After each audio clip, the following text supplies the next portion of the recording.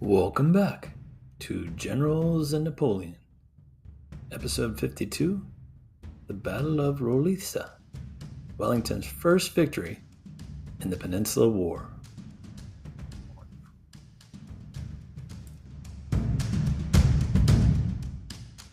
We have our very special guest back once again, our good friend Marcus Cribb, who has just done a tour of the Battle of Waterloo, the battlefields there. Marcus, welcome back. Hi again. Thank you very much for having me. Yeah, it's fantastic to be back on, and like you say, kind of really am fresh off the field.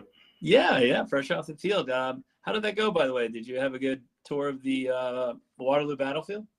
Had a fantastic time. It was so special to be on the battlefield of Waterloo on the anniversary with a fantastic group of, just really lovely guys that came. And we talked and walked all day. It was a long route. We think about well over 10 kilometers.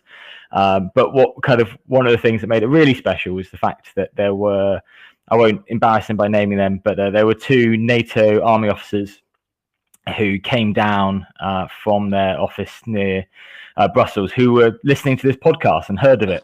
And You're kidding. I can't imagine that someone was listening to my podcast and said, I'm going to go see the battlefield with Marcus on June 18th. That's incredible. Isn't it great? And I just think the social media and podcasting and all of that things can sometimes, receive a bit of negative press, especially social media. And just that the power of the good. And we all sat outside a little cafe in Plants Noir called Cafe Velo, Gross Velo. And we all had a Waterloo beer, and we were everyone just kind of was unexpressly just being a nerd, saying what they loved about history or, wargaming or maps or, hobbies. And it was everybody was just really enjoying each other's company and being as close to the history really as we could get on the anniversary. But yeah, people are very international as well from lots of different nations. And the fact we were having people who came through because they heard you and me, I just think it's a fantastic experience. So long may that continue, really.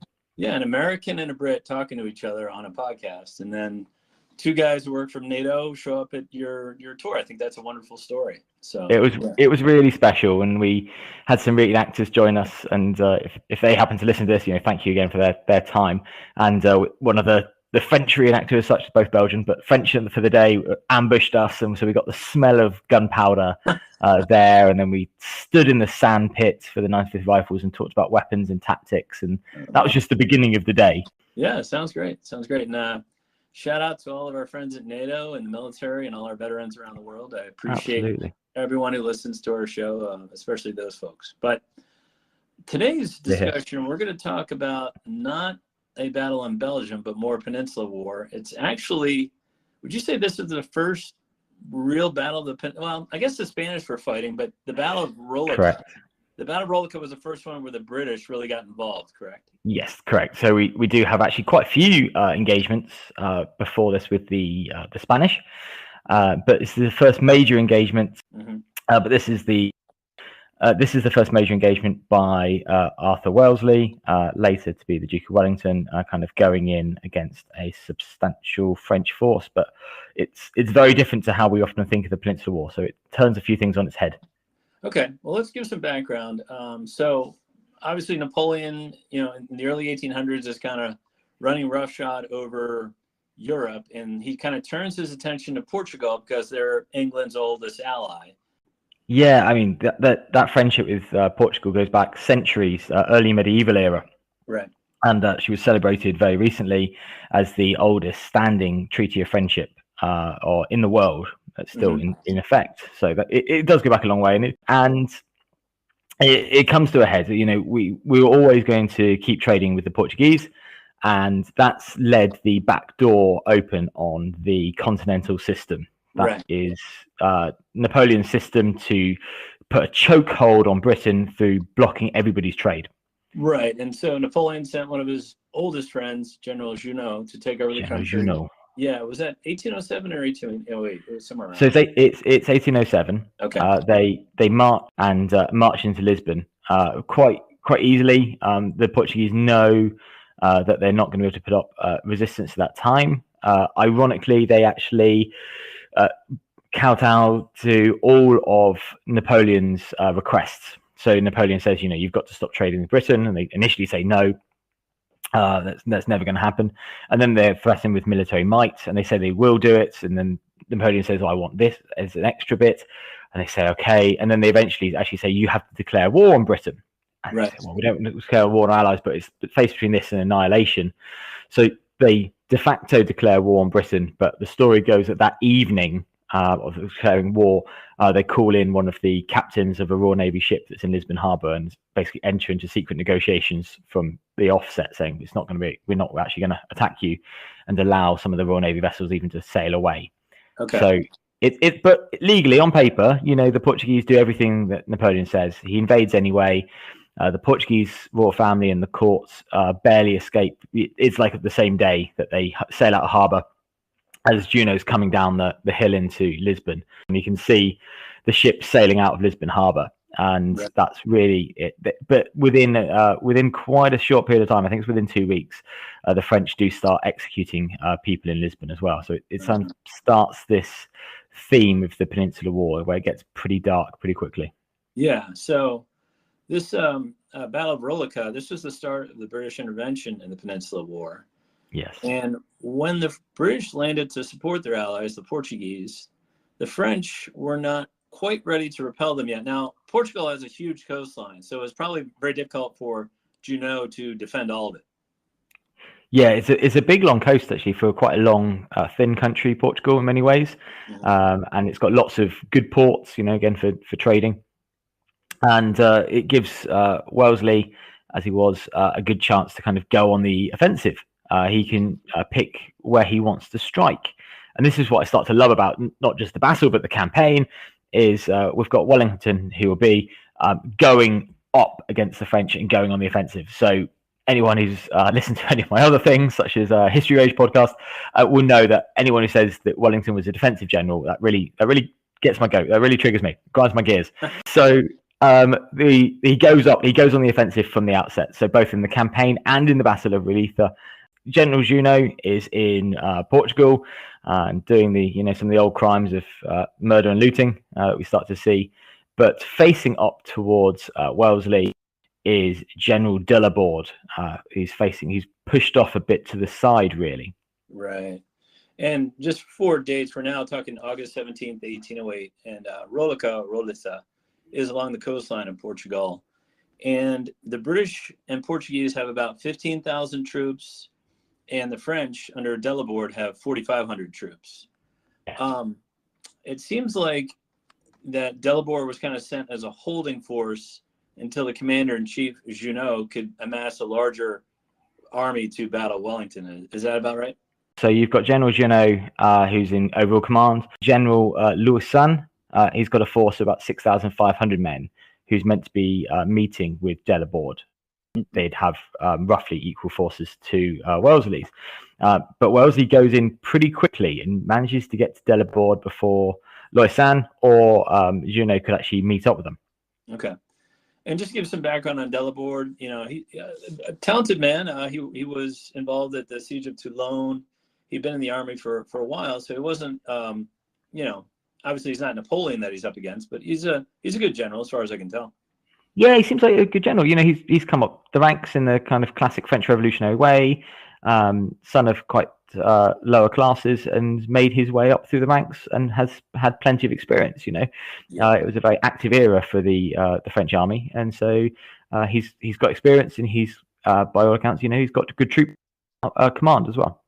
Yeah, I just like to point that out because sometimes people think both for Napoleon and the Duke of Wellington that they were up against bungling, foolish generals, but they weren't. Right. They were up against experienced, whether it was the Austrians generals, even though they're 70 or 80 years old in some cases, or the Prussians, or in Wellington's case, he was up against the marshals. These are all military men. They're all talented in their own right that they defeated. Yeah, I can't think of almost anyone apart from maybe Joseph Bonaparte and later Jerome Bonaparte. He comes up against Ney and Marmont and all of the kind of some of the big and Soult, obviously multiple times. Nearly all of the major names of the era, apart from the Iron Marshal and MacDonald. Mm-hmm. So these are very experienced commanders, which helps put it into perspective. What an achievement is to to beat these men. And again, the French, though they're in times of conscription, they're fighting on both fronts. So their soldiers, as soon as they're kind of out of the depot, are getting into campaigns very quickly. Right. So in terms of the battle itself, Delaborde, like I said, was meant as a holding force. That's why he's got 4,500 troops against 15,000 British. I think he was just sent there to delay Wellington as opposed to defeat him. But how did the battle kind of start up? So Wellesley goes against some of the outlying troops on the 16th of August at Oberdos, the opening of the battle. And that's actually with some skirmishers from the rifles. And they push up a hill near a famous windmill. Then that allows Delaborde to choose very good positions. He goes above the village of Rolica. As best as I can pronounce the Portuguese. Apologies to any native Portuguese. My pronunciations are famously bad. But he goes above the village of Rolica and on a very high outcrop. And that allows Wellesley to kind of form up against him. But it's a good plan by Delaborde because, he's outnumbered. Yeah, he is. And because he's outnumbered almost 3-1, Wellington attempts a double envelopment, correct? Like a flanking maneuver? Yeah, so he splits his army into three. And that's what we see. So he splits his army into three, one going down the middle, and then two on either side.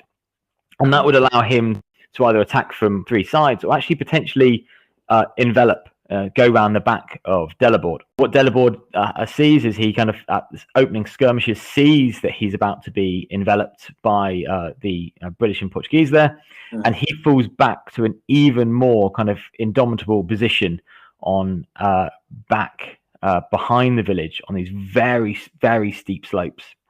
So without getting too into military strategy and tactics, why is getting flanked such a big deal when you're in battle? Okay, so probably a couple of different reasons. Firstly, the morale of that. You are expecting to fight the enemy, face to face. Right. Anything else is massively disorientating, especially from today backwards. But especially then when you're fighting in 2, 3, or 4-man ranks.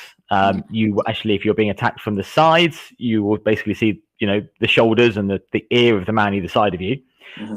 If you're being attacked from behind, you literally cannot see the people behind you because their shakos, their bearskins, are blocking your view. Right. So you're going to feel very disorientated, and then you're being pushed forwards. The idea of being attacked in the back, we talk about the sayings, being stabbed in the back. You are literally vulnerable. You cannot defend yourself. Right. So with Napoleonic tactics of tight lines and blocks and columns, you're going to be very vulnerable as an individual. So men are more likely to then think about turning around. And once you turn around or face away from the enemy, or the new enemy, are you likely to run away effectively, maneuver but back? Right. And that you talk about axis of attack. If all your guns and rifles are pointed in one direction, and then someone attacks you at a 90-degree angle, it's hard to turn that whole line to that attack coming from the 90-degree angle. It's almost impossible. Analogy, like if you had school children, they all link arms in the playground and then try to turn. It's quite unwieldy. So they can do things. They can, have the whole rear rank turn around face. But then you've got officers trying to command two different sides and they're split attention. You can form squares, which as you would do for receiving cavalry.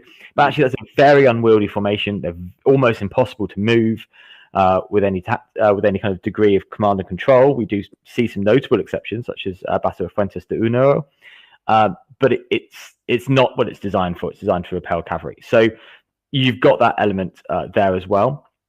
And also, if you're being attacked in the rear, that's where you tend to keep your supplies. That's where you tend to has your general mounted. That's where you tend to also, have your route of retreat, or in certain situations, your camp or your camp followers, your friends who mending your shoe horses.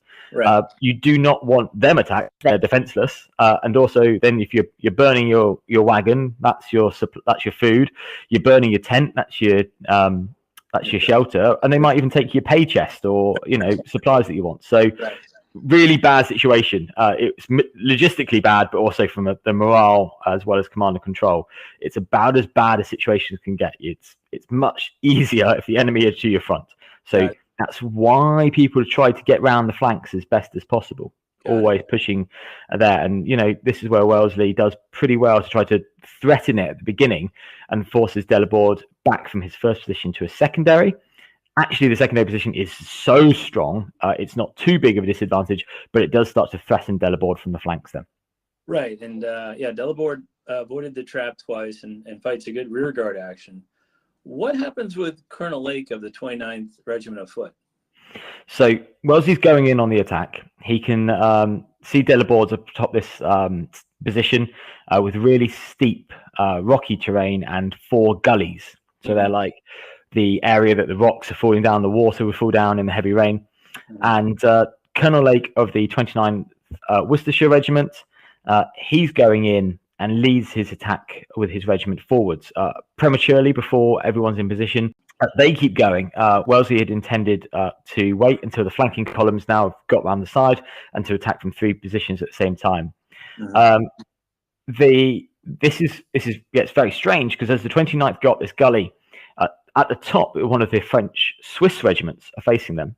And there's a really confusing point here that the Swiss maybe attempt, we think, to change sides, reverse their muskets and advance to shake hands with the British. It's a bit of a strange one.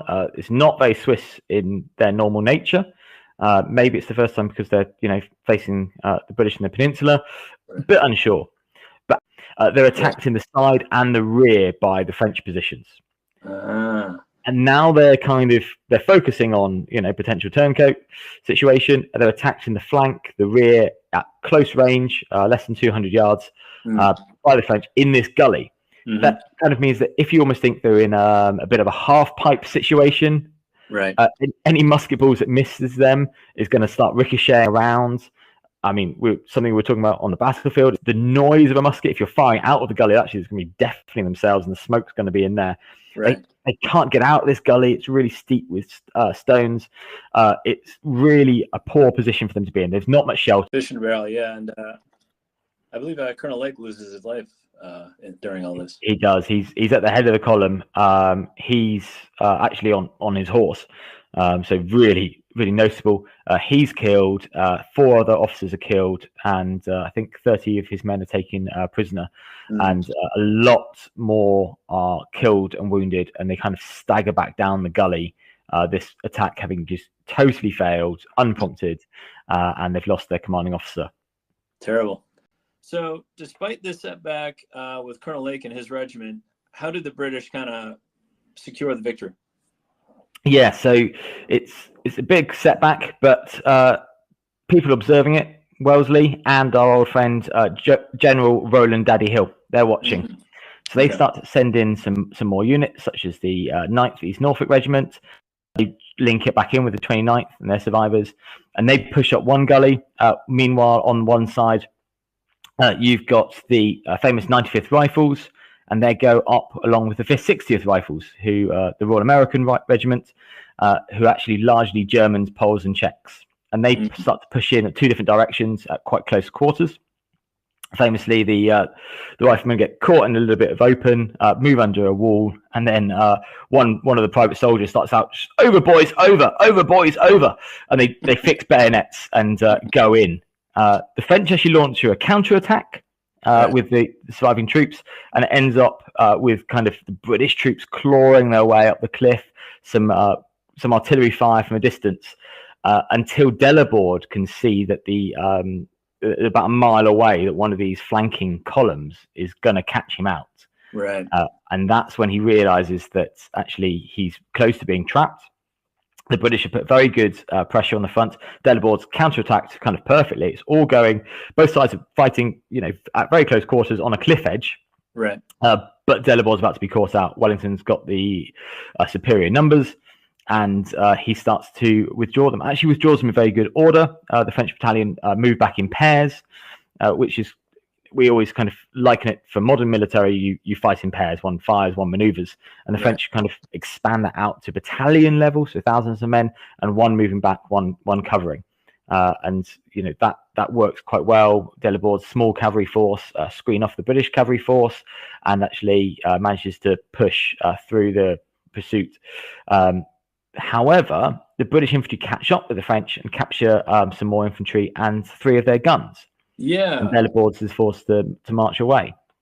Yeah, and I do want to talk about rearguard actions a little bit. You know, Marshal Ney was phenomenal with his rearguards. Now, I understand you don't win battles or wars by retreating usually, but there's good ways to do it. And like we discussed at Salamanca, there's bad ways to do it when you have a units with low morale, or you do it in a sloppy way, and then your rearguard turns into a rout if you don't do it correctly.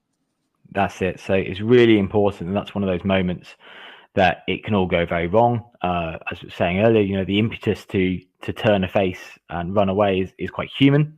The fight and flight nature in our brains, and people with face certainly are, you know, losing in morale, want to get away. You know, especially if you're following the path that you've come down in the morning. You know, there's a camp, there's a home, there's a bed at the other end of it. Right. Certainly, you've got the enemy behind you, so want to get away. It's really important there to maintain morale. And that's normally at kind of like unit level, so battalion level of commanders and sergeant majors shouting, being more fierce. This is where sergeant majors come into play. You know, your men are as scared of your sergeant major as you are of the enemy. And that's something that's so unique also about early battles in comparison to 20th century and 21st century, is that close unit cohesion. So we always have a big part of any modern forces, your unit honor. It really does come into it, and the sense of spirit. But actually, that marching in close order that you see, you know, especially 16th, 17th, and 18th century, but moving very closely in rank and file, it feels so alien to us today. Right. And it's a very slow way to move people. It's very slow and deliberate. And, you know, Delaborde manages to hold that, and he's moving units back. I'll move one, and then we move the other. I move one, then I move the other. Right. So it's not the quickest way, but it's quite a safe way. Okay. Well, let's talk about the battle results. I'll talk about the actual figures, but I do want you to touch on why it was important for both the British and the French, even though it's not a huge battle. No, it's not. The Allies lose 491 killed, wounded, or captured. The French lose about 650 plus, as you mentioned, 3 cannons lost. Why was this, even though it was a small battle, it was a victory for the British against Napoleon's army? Why was it so important? Yeah, I mean, you hinted on it there already in itself, actually. This is important from a PR point of view, PR propaganda, depending on your viewpoint. That we've taken the war to the French in overseas, and you know, the first action, including a small skirmish day before, has been a victory. And it's always going to be known as, you know, Napoleon's army, Napoleon's French. And, you know, we start to see those kind of images very quickly. And the British press are fantastic at this point of characterizing Napoleon. He was about 5'5.5". He was kind of roughly average height for the French. And Wellesley's famously quite slim, so we start to see these caricatures of Wellesley as he becomes Wellington. Gets his caricatures of being very tall, you know, taller than a normal man, even skinnier, with his nose, which is famously quite profoundly hooked out, becomes this massive beak, and he gets these features. And Napoleon gets shorter and shorter and shorter until he's about ankle height in the British press. And so it becomes a really good one for the news. You know, everyone likes to see a victory and good news overseas, and it helps cover up the death and destruction of a battle, certainly. And so it becomes a real propaganda piece, which is something our press have always done quite well at. And also tactically, it allows Wellesley now to move towards the coast. And at the coast, very quickly, he starts to receive following reinforcements. Because actually, this is a relatively small force that he's commanding. Really is kind of like 2 to 3 brigades. So he needs to receive reinforcements to continue his campaign. Yeah, and you know, I'd like to point out that the earlier British ventures against the French, whether it was at Toulon or was it Flanders where they had to retreat at Wellington? Yeah, so forays into the continent had not gone well, and this was a battle that did go well. Yeah, and we've had actually quite a few decades of warfare in the Low Countries. Now the Netherlands and Belgium, Mm-hmm. and many of them have gone really badly. Mm-hmm. Ironically, Wellesley had lots of success in India, Mm-hmm. but we're less interested in that. It feels very mentally very far away, Mm-hmm. and it's something we were discussing actually on the battlefield. Why do you care about your nation's allies and neighbors so much more than a history that's maybe in Japan or something like that? Right. Something that's interesting, but you don't have that emotional connection sometimes unless it's within your personal culture. And again, that's a human psyche element there. Mm-hmm. We want victories that are close to home. We want victories against our some of our old enemies here. We've got Britain versus France. Elements there of Agincourt and Cressy are always going to be mentioned and brought up. Right. And so this is giving that first victory. It's the opening of the saga of the Peninsula War, and it opens with a British victory. It's also, we see Wellesley attacking not up one, but up two slopes. So right. I cannot stress enough, he's not a defensive general. He's on the attack. Right. Right. Yeah, no, very, very big win for the British and for the future Duke of Wellington. And yeah, setback for sure for the French. And they're going to face another one a few days later at Bamero. And, I find Delaborde himself is a very interesting character. He goes on and has quite an interesting career himself. Mm-hmm. We see him pop up quite a bit in the Porto campaign, for example. So it's certainly not the end of his career. And I also, most people actually know his name because his son becomes a very famous French painter. That's right. So without spoiling any other stories, he does survive the Peninsula War as well. He does. Well, thank you for that, Marcus. That was a good overview of Battle of Rolica, and I think it was really interesting. I think we gave a good sketch of the battle and why it was important. Yeah, it's in the scheme of things, quite a small engagement, but with the forces involved, it is more than a skirmish. Certainly, you've got brigade level plus troops in that. But it's got quite a few elements, as I say, going on the attack, counter charges, some very strange actions by the Swiss, the sacrifice of Colonel Lake, which actually there's a quite stunning memorial, a small cross, a stone cross, the position where Colonel Lake fell at the top of that gully. And it's actually quite well kept, and I do see some wreaths there posted from time to time on photos. So it's quite a beautiful one to visit as well. Yeah, I'd like to get over there sometime. Sounds like an interesting place to visit. All right. Certainly. Well, yeah, thank you, my friend. And yeah, I appreciate you doing one more episode with us. That was fantastic. You're always very welcome. It's great to do these, and it's nice to do both generals and battles, really. Yeah. Or battles in Napoleon, or whatever we want to call battles it. In Napoleon. Yes. It's yet to be undecided. That's right. Well, thank you, my friend. And yeah, we'll talk again soon, and look forward to our next episode. Always look forward to next episode. And again, to people listening, thank you for the support, because it's genuinely really heartfelt, and making these connections and then actually meeting some people out on the battlefields. Just how cool is that? I love it. Yep. And one more shout out for your Twitter, page and dukeofwellington.org. dukeofwellington.org. And I've written up the Battle of Rolica there if you want to do a bit more reading, and it's got some sources on there as well for the battle. Yeah, and one more note about your September tour of the Portuguese and Spanish battlefields, correct? Yeah, in September we're going out and we're seeing the Battle of Rolica. So if this kind of started to kind of pick your interest, then we're going to be walking. If I get my way, if I'm anything to go by, we'll be walking up that slope that Colonel Lake attacks up. So. Now there will be buses in between battlefields. He's not walking all the way across. Yeah, we might allow buses rather than hobnail boots, but that's if we're feeling really kind that day. But certainly, I think would be the option to maybe walk up one of the attacking slopes. And there's nothing like feeling that the battlefield than being there. Yeah, that's what I've started to learn as much as I can. Yeah, that sounds really cool. All right, bud. Well, thanks again, and we'll talk soon.